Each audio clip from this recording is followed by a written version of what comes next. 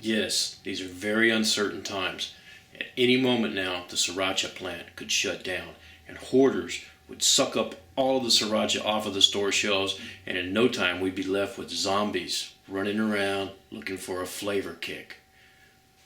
But there is an answer. You can turn these into chili sauce.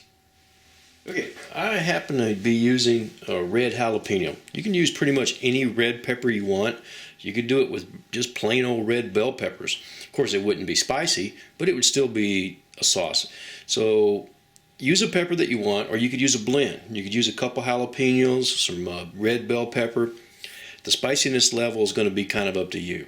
So now, depending on the size of your food processor, you might be able to get away with just cutting this part off and throwing them into the food processor whole. I happen to be using this little bitty thing, so I got to kind of cut them up.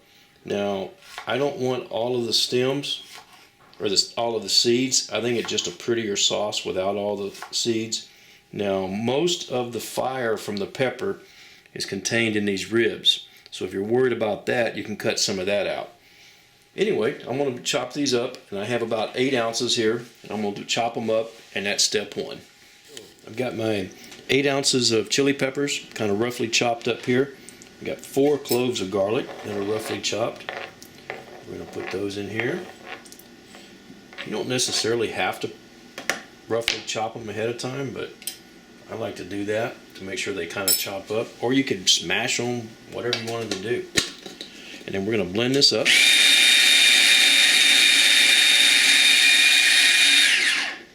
Stop it once in a while, kind of scrape the bowl down.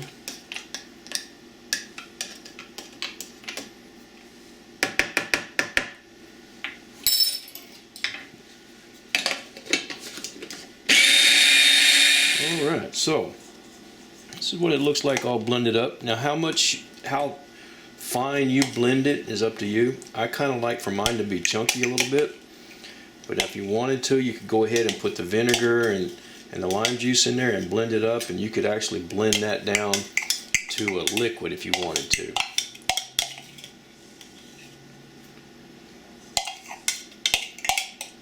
Now, as you can see, I left some of the seeds in there, but I took a big volume of the seeds out. I think it's just prettier that way.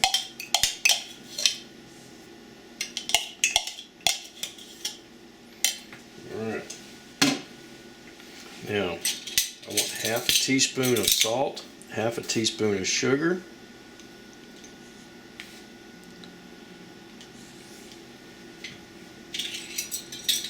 I want a tablespoon of vinegar. I'm using cane vinegar, pretty much any vinegar you want. I'm going to put a juice of 1 lime.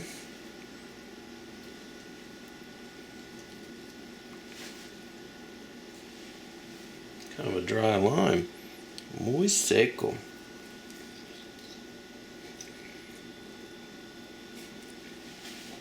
Alright, now we're going to put this on the stove and let it simmer for about 5 minutes. Alright, you may notice that this is a little more liquid than what you saw earlier, and that's because I took 1 lime that did have plenty of juice and I squeezed that in there. I wasn't happy with the amount of juice I got out of that other lime.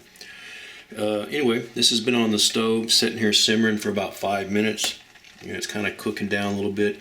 You don't have to cook it very long. I just like to cook it and make sure that everything's kind of going in the right direction. Anyway, it's been 5 minutes. We're going to turn this off and we're going to let it cool down. All right, so now this is still hot. And we're going to put it in a bowl.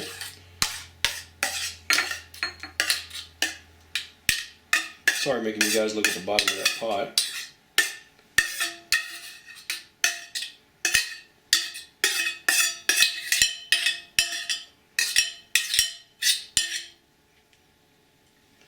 Now we're going to let this sit on the counter for about 3 days. It needs to ferment a little bit. We'll lightly cover it with some plastic wrap or something, but it needs to set and ferment. And the reason for that is it'll help bring all the flavors together and mellow it down. If you taste it right now, you're going to get a big shot of vinegar and spice. Not exactly pleasant. But if you wait 3 days, you'll get this. Now notice it's a little thicker. It seems to thicken up a little bit, and it mellows out. It's really nice. This is really good stuff. So no need to panic.